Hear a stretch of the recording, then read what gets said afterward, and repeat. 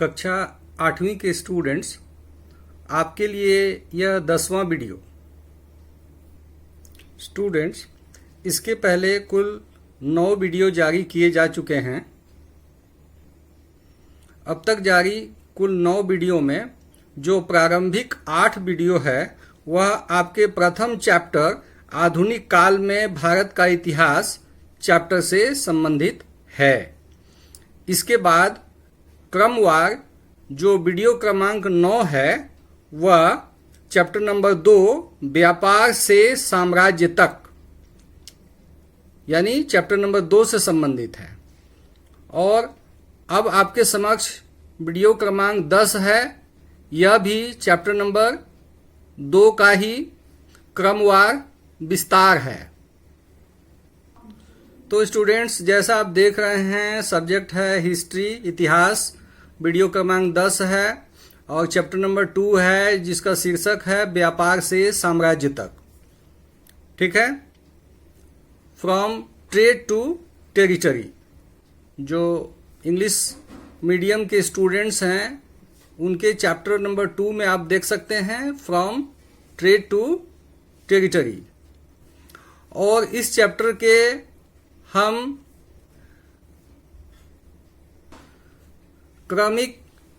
क्रमवार विस्तार के क्रम में जिस पार्ट का हम अध्ययन करेंगे उसका नाम है कंपनी की गतिविधियां।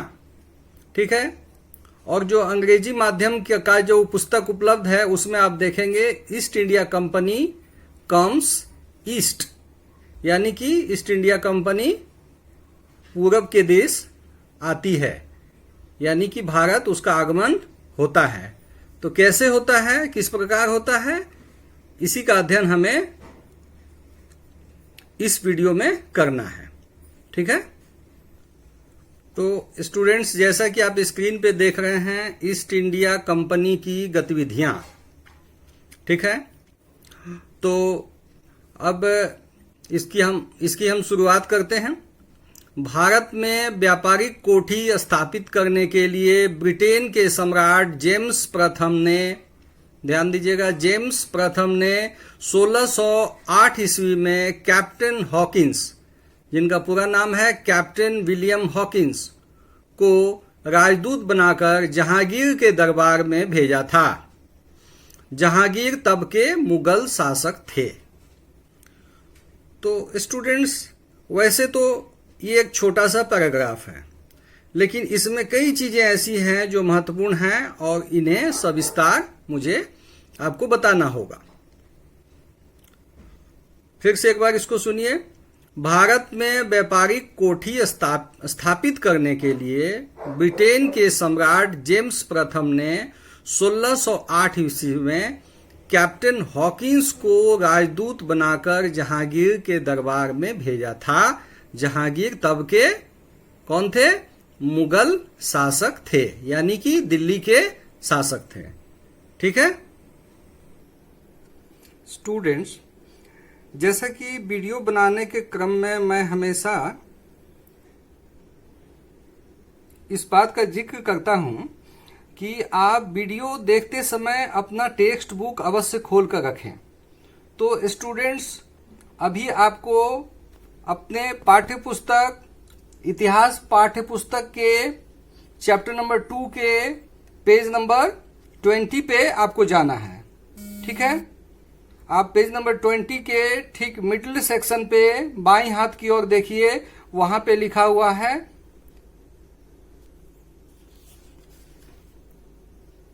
कंपनी की गतिविधियां। ठीक है, कंपनी की गतिविधियां। तो स्टूडेंट्स, जैसा कि वीडियो क्रमांक 009 यानी वीडियो क्रमांक 9 में जैसा कि मैंने आप लोगों को बताया था कि महारानी एलिजाबेथ प्रथम की मृत्यु हो गई थी 1603 में। ठीक है, तो 1603 में जो उनकी मृत्यु हुई, उसके बाद इंग्लैंड के राजा बने जेम्स प्रथम। तो आपके समक्ष जो तस्वीर है वो जेम्स प्रथम की है। ठीक है, तो ये जेम्स प्रथम जो थे वो स्कॉटलैंड के राजा थे। ठीक है, और वैसे सविस्तार यदि आप जानना चाहें तो इनका जो है जन्म 1567 का है और मृत्यु हुई है 1625 में। ठीक है, तो यही वो व्यक्ति हैं।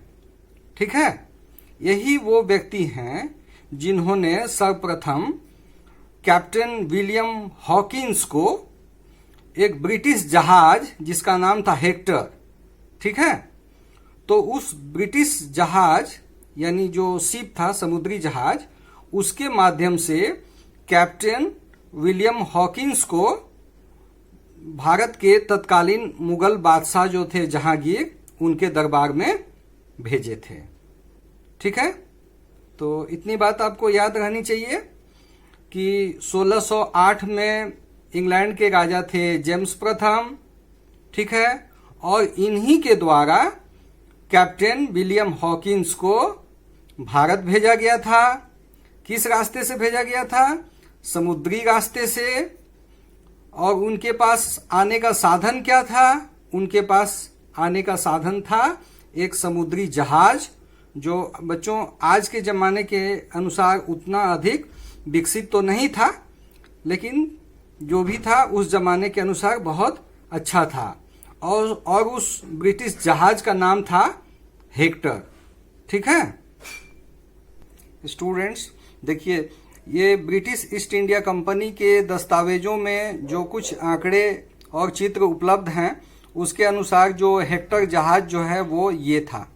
ठीक है, तो ये आज के जहाज के अनुसार अनुकूल बहुत ज़्यादा विकसित नहीं था। ठीक है, यही है हेक्टर जिसके माध्यम से कैप्टन विलियम हॉकिंस भारत आए थे। ठीक है स्टूडेंट्स, अब आपके समक्ष जो तस्वीर है वो ब्रिटिश ईस्ट इंडिया कंपनी का जो लंदन में ऑफिस है, जो लंदन में कार्यालय है वो है। ठीक है, ये कार्यालय आज भी लंदन में है। ठीक है, तो आप देख सकते हैं कि जैसे एक व्यापारिक कंपनी होती है, पूरे ताम झाम के साथ अपने व्यापार का विस्तार करती है, कुछ उसी प्रकार का इनका भी कार्यालय है।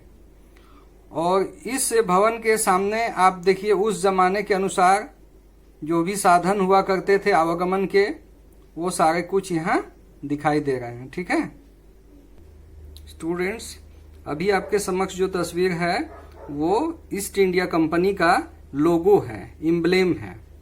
ठीक है, हर कंपनी का एक लोगो होता है या एम्ब्लेम होता है, ये ईस्ट इंडिया कंपनी का है। ठीक है, इसमें बाद का साल दर्ज है 1808, लेकिन आपको पता है कि इस कंपनी का जो गठन है 31 दिसंबर 1600 में हुआ था। किसके समय में? महारानी एलिजाबेथ प्रथम के समय में। ठीक है स्टूडेंट्स, इस तस्वीर को भी आप लोग देख लीजिए। ये मुगल बादशाह जहांगीर हैं और उनके समक्ष जो सामने ब्लैक कोट में, काले कोट में है, वो कैप्टन विलियम हॉकिंस हैं। ठीक है, और इंग्लैंड के जो राजा थे जेम्स प्रथम, उनके द्वारा जो कुछ भी निमंत्रण या उनके द्वारा जो कुछ भी गिफ्ट वगैरह दिया गया था कैप्टन विलियम हॉकिंस को कि जहांगीर तक पहुंचाएंगे, तो उसको वो सुपुर्द कर रहे हैं। ठीक है, तो बहुत सारी बातें आपको अभी स्पष्ट हो रही होगी, घटनाक्रम आपको समझ में आ रहा होगा। फिर भी इसको सविस्तार बताना अभी शेष है, मैं बताऊंगा कि कैसे कैसे क्या हुआ था। ठीक है स्टूडेंट्स, जब आपसे सवाल किया जाए कि कैप्टन हॉकिंस का पूरा नाम क्या था, तो आपको क्या कहना है? जी हाँ, कैप्टन विलियम हॉकिंस। ठीक है, इनका जन्म हुआ था 1560 में और मृत्यु हुई थी 1613 में। ठीक है, सभी वर्षों को याद रखना बहुत जरूरी नहीं है, लेकिन फिर भी आपको पता होना चाहिए। अब आगे देखिए, जिस जहाज से सूरत पहुंचे, कहां पहुंचे? सूरत। जी हाँ, वही सूरत जो अभी गुजरात में है। ठीक है, सूरत कहां है? ये गुजरात में है। किस जगह पे है? ये पश्चिमी भारत में है, अरब सागर के मुहाने पे है, जहां पे खंबात की खाड़ी है। ठीक है, आप गुजरात के नक्शे में देख सकते हैं खंबात की खाड़ी कहां पे है, जिसको ब्रिटिश जमाने में कैम्बे कहा जाता था। ठीक है, तो वहीं पे विलियम हॉकिंस आए थे। किस चीज से? हेक्टर जहाज से। ठीक है, और सूरत पहुंचने की जो उनकी तिथि थी वो 24 अगस्त 1608। ठीक है, अब उसके आगे देखिए, आगरा पहुंचे 1609 अप्रैल महीने में, उसके अगले वर्ष। और आगे ये भी दर्ज है कि आगरा में रुके 3 वर्ष। अब स्टूडेंट्स थोड़ा सा इसको समझने का हम लोग कोशिश करते हैं कि इसके पहले जो वीडियो हमने जारी किया है उसमें आपको बहुत अच्छी तरह से बता दिया था कि अंग्रेजों का जो मुख्य सामना था वो पुर्तगालियों से था। तो आपको क्या लगता है कि जब कैप्टन विलियम हॉकिंस सूरत में आए होंगे तो कोई गुलदस्ता लेकर के उनके स्वागत के लिए खड़ा होगा क्या? क्या लगता है आपको? क्या ऐसा था?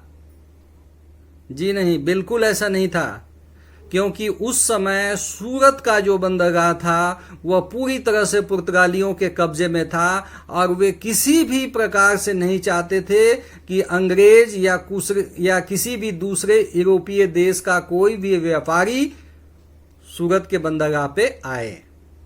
ठीक है, तो ये बहुत साधारण सी बात नहीं है बच्चों, इसको समझने का प्रयास कीजिएगा। जब घटनाक्रम को आप समझने का बेहतर प्रयास कीजिएगा और घटनाक्रम की संजीदगी को भी समझिएगा कि इतना आसान नहीं था कि वो सूरत आ गए, जहाज से आके लैंड कर गए और वहां से सीधे आगरा पहुंच गए।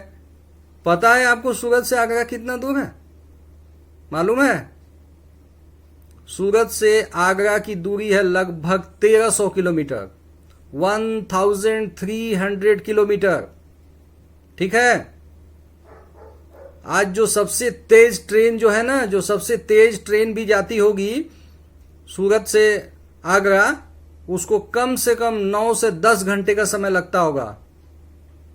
ठीक है, और तब हम बात कर रहे हैं कब की? 1608 की। तो 1608 में कोई ऐसी सड़कें नहीं थी कि आराम से कैप्टन विलियम हॉकिंस जो है उसमें बैठे और गाड़ी से चले। ना उस समय में साइकिल था, ना उस समय मोटरसाइकिल था, ना उस समय कारें थी, ना बस थी, ना ट्रेन थी, ना ट्राम थी, कुछ नहीं था। ठीक है, तो सूरत से आगरा पहुंचना कोई खेल नहीं था। परिस्थिति की गंभीरता को आप लोग समझिएगा तो इतिहास को बेहतर समझ सकिएगा। इतिहास उन्हीं लोगों को ठीक समझ में आता है जो एक एक बात को समझने का प्रयास करते हैं कि भाई कितना दूर है सूरत से आगरा, और सूरत किस जगह पे है, आगरा कहाँ कितनी दूर है वहां से। ठीक है, आप गूगल में भी सर्च करके देख लीजिए, आप देख सकते हैं कि सूरत से आगरा कितना दूर है। और तब आज से 400 साल पहले, है ना, क्या उनको कोई रास्ते में व्यवधान नहीं था? जरूर था। परेशानी नहीं थी? थी। आवागमन का साधन था? नहीं था। ठीक है, तो ये सारी बातें हमें समझनी होगी। ठीक है स्टूडेंट्स, आप लोग ये सोच रहे होंगे कि जब कैप्टन विलियम हॉकिंस सूरत आ गए तो फिर पुर्तगालियों से मिलकर जो कुछ करना था सूरत में कर लेते, वहां फैक्ट्री बनानी थी या किला बनाना था बना लेते, क्यों गए आगरा? आप इसको सोचिए, ये प्रश्न है कि आगरा वो क्यों गए। स्टूडेंट्स, एक बात जानिए कि ये वो जमाना था जब मुगलिया सल्तनत यानी कि मुगल सल्तनत अपने चरम पे था। उस समय मुगलों की ताकत बहुत ज्यादा थी। ठीक है, और मुगलों से बिना परमिशन लिए हुए किसी भी प्रकार का कोई फैक्ट्री खोलना, किसी प्रकार का कोई किलेबंदी करना या व्यापारिक सामानों के स्टोर करने के लिए कोई गोदाम बनाना, ये सारे काम असंभव थे।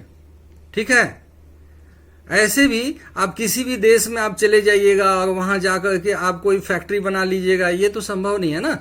वहां के राजा से आपको परमिशन लेना होगा या नहीं लेना होगा? लेना होगा ना, ठीक है। तो इसलिए आगरा जाना जरूरी था, ठीक है। अब स्टूडेंट्स, आप चाहें तो भारत के नक्शे को खोल सकते हैं। देखिए, भारत के नक्शे में सबसे पश्चिम दिशा में देखिए गुजरात है, ठीक है। GUJRAT गुजरात लिखा हुआ है, ठीक है, देख रहे हैं आप। और उसके ठीक नीचे देखिए महाराष्ट्र है ना। और वहां पे एक रेड कलर में जो कुछ दिखाई दे रहा है, ठीक है, देखिएगा स्टूडेंट्स, वो रेड कलर में वो ताप्ती नदी है, ठीक है। ताप्ती नदी जो है भारत में पूरब से पश्चिम की ओर बहती है। पश्चिम की ओर दो ही नदियां बहती हैं, एक है नर्मदा और दूसरी है ताप्ती। तो ताप्ती नदी के ठीक मुहाने पे देखिए ये सूरत शहर है। ये क्या है? सूरत है, ठीक है, दिख रहा है। और यहां पे देखिए लिखा हुआ है खंबात की खाड़ी, ठीक है, ये है गुजरात। और यहां से उत्तर की ओर देखिए, अब उत्तर की ओर जाना है तो अब तो खैर रास्ता है, सड़क मार्ग है, रेल पथ है, सब कुछ है ना। इस ऐसे जब हम उत्तर की ओर जाएंगे तो हमें राजस्थान क्रॉस करना पड़ेगा। क्या क्रॉस करना पड़ेगा? राजस्थान। और उसके बाद ठीक राजस्थान और यूपी के बॉर्डर पे आपको मिलेगा आगरा सिटी, वही आगरा जहां पे ताजमहल है, ठीक है। तो ये लगभग 1300 किलोमीटर का डिस्टेंस है, जो काफी अधिक है। इसी 1300 किलोमीटर को तय करना था किसको? विलियम हॉकिंस को, ठीक है। और साधन क्या था? कुछ नहीं था, साधन कुछ भी नहीं था। लेकिन इंग्लैंड के राजा जेम्स प्रथम का फरमान था, वो जेम्स प्रथम के राजदूत थे, तो उनको जहांगीर के दरबार में जाना था, सो जाना था, ठीक है। स्टूडेंट्स, अब आपके समक्ष देखिए ये समूचे भारत का जो ये मैप है, ये नक्शा है, ठीक है। इसके सबसे दक्षिण में देखिए, यहाँ पे देखिए ये केरल है, ठीक है। ये देखिए कर्नाटक, उसके बगल में ये गोवा, ये महाराष्ट्र, और यहाँ पे है ये गुजरात, ठीक है, दिखाई दे रहा है गुजरात। और यहाँ पे क्या लिखा हुआ है? गल्फ ऑफ खंबात, यानी कि खंबात की खाड़ी, ठीक है। और यहीं पे देखिए ये है सूरत और ये है ताप्ती नदी, ठीक है। ये गुजरात हो गया। और इसके ठीक उत्तर में आप देखिए राजस्थान है। क्या है? राजस्थान, ठीक है।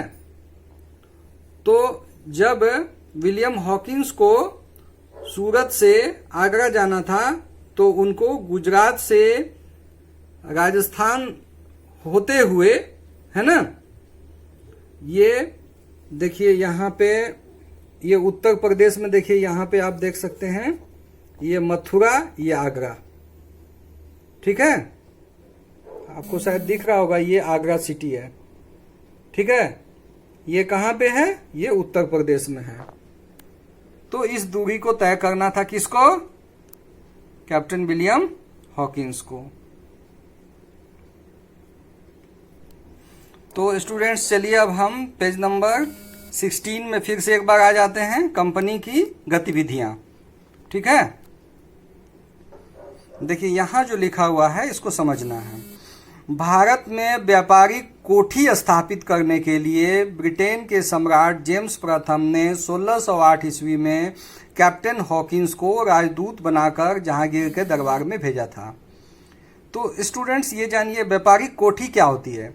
व्यापारिक कोठी होती है एक ऐसा माल गोदाम, ठीक है, एक ऐसा माल गोदाम जो जिसकी किलेबंदी भी होती है, काफी बड़े आकार का हो सकता है वह जगह, जहां पर कि जो खरीदे जाने वाले सामान या बेचे जाने वाले सामानों का स्टॉक होता है।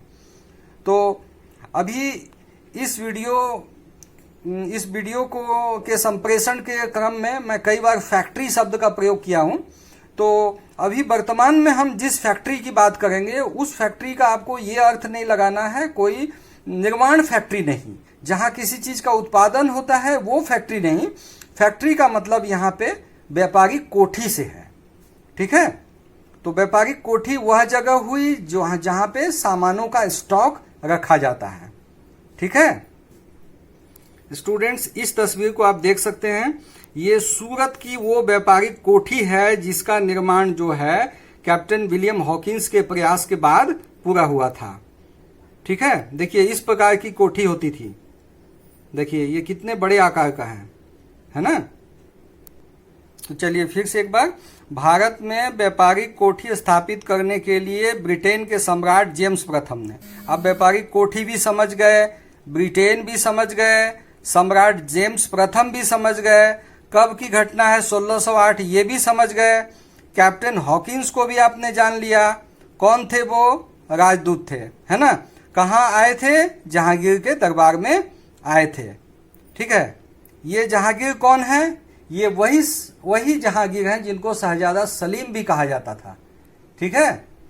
ये अकबर के पुत्र थे और शाहजहां के पिता थे, ठीक है। हॉकिंस ने अपने प्रयास से सूरत में व्यापारिक कोठी खोलने में सफल रहा, ठीक है।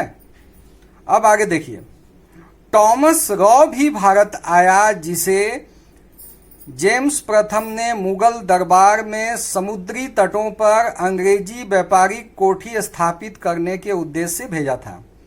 बच्चों यहाँ ये बहुत महत्वपूर्ण हो जाता है, बच्चों को ये बताना जरूरी हो जाता है कि क्या सर टॉमस रॉ, है ना, और विलियम हॉकिंस एक साथ भारत आए थे, एक ही जहाज में आए थे या अलग अलग आए थे। तो स्टूडेंट्स को यदि नहीं बताया जाएगा तो उनको नहीं पता चलेगा, तो ये बताना भी जरूरी है ना। यहाँ एक और नाम आ रहा है सर टॉमस रॉ का, तो ये सर टॉमस रॉ कौन थे, वो क्या करने भारत आए, क्या विलियम हॉकिंस से वो काम नहीं पूरा हुआ जिसके चलते सर टॉमस रॉ को भारत आना पड़ा।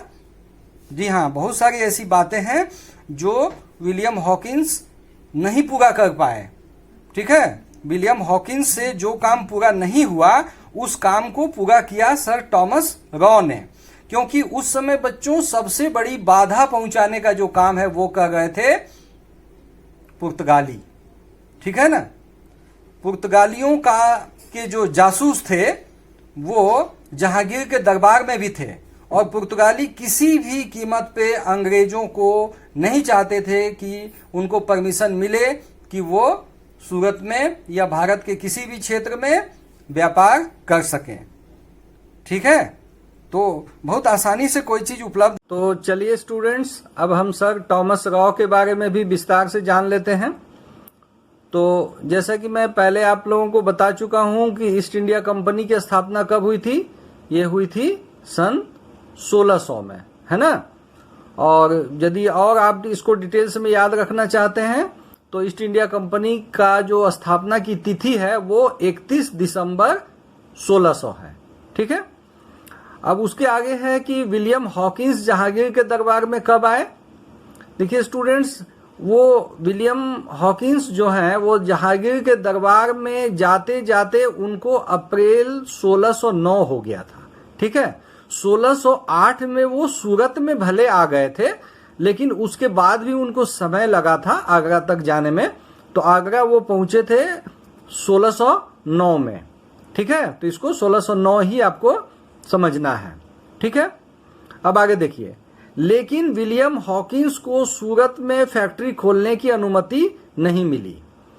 तो देखिए एक बात समझिए, अब यहाँ पे आपको लग रहा हो कि नहीं ये तो शायद परमिशन पाठ्य पुस्तक के अनुसार की परमिशन तो मिला। जी हाँ, मिला भी और नहीं भी मिला। यदि देखा जाए तो इसमें एक षड्यंत्रकारी था। षड्यंत्रकारी कौन लोग थे, वो पुर्तगाली लोग थे। पुर्तगाली नहीं चाहते थे कि अंग्रेजों को किसी भी प्रकार का परमिशन मिले कि वो भारत में व्यापार कर सकें और सूरत जैसे शहर में वो अपनी व्यापारी कोठी को खोल सकें, ठीक है। तो एक तरह से विलियम हॉकिंस को सूरत में फैक्ट्री खोलने की अनुमति मिलने के पश्चात भी वहां काम शुरू नहीं हो सका था। ठीक है, तो इसी क्रम में स्टूडेंट्स 1615 में सर टॉमस रॉ भारत आते हैं। और सर टॉमस रॉ को भारत भेजने वाले कौन? उनको भी भारत भेजने वाले ब्रिटेन के जो सम्राट थे जेम्स प्रथम, वे थे। ठीक है, तो एक बात स्टूडेंट्स, एक बात याद रखिएगा कि कैप्टन विलियम हॉकिंस, है ना, कैप्टन विलियम हॉकिंस और टॉमस रॉ एक साथ भारत नहीं आए थे। एक के आने का समय है 1608 और दूसरे के आने का समय है 1615, उसके 7 साल बाद। ठीक है, तो अब आप पाठ्यपुस्तक में इसको आप देख सकते हैं। पाठ्यपुस्तक के पेज नंबर 16 पे 16 पे आप देखिए, टॉमस रॉ भी भारत आया। टॉमस रॉ भी भारत आया। ठीक है, जिसे जेम्स प्रथम ने मुगल दरबार में समुद्री तटों पर अंग्रेजी व्यापारिक कोठी स्थापित करने के उद्देश्य से भेजा था। यानी टॉमस रॉ उद्देश्यहीन नहीं आया था, वह एक मिशन लेकर आया था, वो एक काम लेकर आया था, उसे एक ड्यूटी दी गई थी। क्या ड्यूटी दी गई थी? उसे ड्यूटी दी गई थी कि आपको भारत के जो समुद्री तट पे जो शहर हैं वहां पे आपको व्यापारिक कोठी बनाना है। ठीक है, तो आपको पता है स्टूडेंट्स कि भारत के समुद्री तट भारत के पूर्वी और पश्चिमी दोनों किनारों पर हैं। पूर्वी किनारे पे यदि देखा जाए तो सूरत है ना, मुंबई है ना, कालीकट है, ये सब हैं पूर्वी, ये सब हैं पश्चिमी तट पे, है ना। और पूर्वी तट पर हैं मछलीपट्टनम है, विशाखापट्टनम है, मद्रास पोर्ट है जिसको चेन्नई पोर्ट बोलते हैं, है ना। और अब तो और भी हैं, पारादीप है, हल्दिया है, ये सब नए पोर्ट हैं। पश्चिमी पोर्ट में यदि हम गुजरात की बात करें तो वहां पे अब एक और पोर्ट है ना, कांडला पोर्ट जिसको हम कहते हैं। ठीक है, तो स्टूडेंट्स एक बात और जानिए कि हम जिस समय की बात कर रहे हैं, जो 1608 की हम बात कर रहे हैं, तो 1608 में भारत का जो 3 सबसे महत्वपूर्ण शहर यानी कि मुंबई, कलकत्ता और चेन्नई, मद्रास, ये तीनों शहर स्टूडेंट्स उस समय थे ही नहीं, है ना। इसकी स्थापना तो अंग्रेजों ने बाद में की है, लेकिन सूरत उस समय भी एक शहर था जो कि आज भी है। तो स्टूडेंट्स एक बात जान लीजिएगा कि सूरत जो है वो भारत के महत्वपूर्ण शहरों में उस समय जाना जाता था। ठीक है, आज भी भारत के सबसे बड़े 8 शहरों में इसका नाम आता है। इसका मतलब है कि भारत के 7 ही शहर ऐसे हैं जो सूरत से बड़े हैं। 8वें नंबर पे सूरत है, और सूरत जो है उसको हम लोग डायमंड सिटी ऑफ इंडिया भी कहते हैं। जी हाँ, डायमंड का मतलब होता है हीरा, है ना। तो वहां पे हीरे का कारोबार भी होता है, हीरे की तराशी होती है। ठीक है, और एक चीज जानिए कि सूरत में बहुत सारे कपड़े की मिलें हैं, सूती वस्त्र की मिलें हैं, और भारत के पूर्वी राज्यों के बहुत सारे लोग, चाहे वो झारखंड हो, बिहार हो, उड़ीसा हो या उत्तर प्रदेश हो, ये सारे राज्यों के लोग वहां सूरत में आपको मिल जाएंगे, वहां काम करते हैं। ठीक है, तो ये सब जानकारियां भी स्टूडेंट्स को होना जरूरी है कि सूरत का क्या इंपॉर्टेंस है। और मैं तो पहले ही आपको बता चुका हूं कि ये ताप्ती नदी के मुहाने पे बसा हुआ शहर है। ठीक है, यहां तक बात समझ में आ गई होगी। स्टूडेंट सारी बातें जो हैं वो टेक्स्ट बुक में लिखी हुई नहीं होती है। कई बातें ऐसी हैं जो हैं तो ऑथेंटिक, लेकिन टेक्स्ट बुक में उतना सारा स्थान देना संभव नहीं होता है। ये शिक्षकों का कर्तव्य होता है कि स्टूडेंट्स को ये सारी जानकारी से अवगत करावें। ठीक है, तो इसमें आप आगे देखिए, सर टॉमस रॉ 1615 से 1618 कुल 3 वर्ष मुगल दरबार में रहे। स्टूडेंट्स एक बात और बता दूं कि सर टॉमस रॉ जब भारत आए थे तो बहुत सारा गिफ्ट लेकर आए थे, बहुत सारे ऐसे एंटिक आइटम लेकर आए थे जिसको उन्होंने मुगल दरबार में जहांगीर को भेंट किया था। ठीक है, तो इससे भी जहांगीर काफी प्रभावित हुए थे। ठीक है, देखिए इसी क्रम में लिखा हुआ है, टॉमस रॉ अपने साथ ढेर सारे भेंट गिफ्ट लेकर गए थे। जहांगीर इससे काफी प्रभावित हुआ था। टॉमस रॉ शहजादा खुर्रम से भी मिले, जो बाद में शाहजहां के नाम से जाने गए। जी हाँ, वही शाहजहां जिन्होंने ताजमहल बनाया था। ठीक है, उस समय वो छोटे रहे होंगे। उनके पिता चूंकि जहांगीर राजा थे, तो जहांगीर का ही पुत्र है ना शाहजहां। ठीक है, अंततः सर टॉमस रॉ ने सूरत में फैक्ट्री खोलने का शाही फरमान प्राप्त कर लिया। तो एक बहुत अच्छी बात हुई अंग्रेजों के लिए। अंग्रेजों के लिए यह कहना होगा कि ईस्ट इंडिया कंपनी के लिए एक बहुत अच्छी बात हुई कि शाही फरमान प्राप्त कर लिया। किसने प्राप्त कर लिया? सर टॉमस रॉ ने। और ये आपको बता दूं कि लगभग 3 साल तक वो सर टॉमस रॉ जहांगीर के दरबार में रहे थे।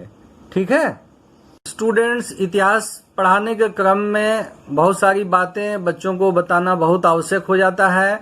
हमें ये भी जानना चाहिए कि हम इतिहास पढ़ रहे हैं तो क्यों पढ़ रहे हैं। जो विगत में जो हमसे गलतियां होती हैं, ऐतिहासिक जो भूल होते हैं, उस भूल से भी हमें वर्तमान पीढ़ी को बचाना है।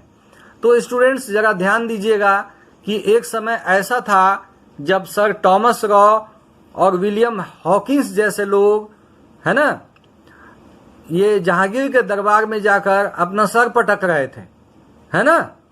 जहांगीर के दरबार में जाके ये लोग क्या कर रहे थे?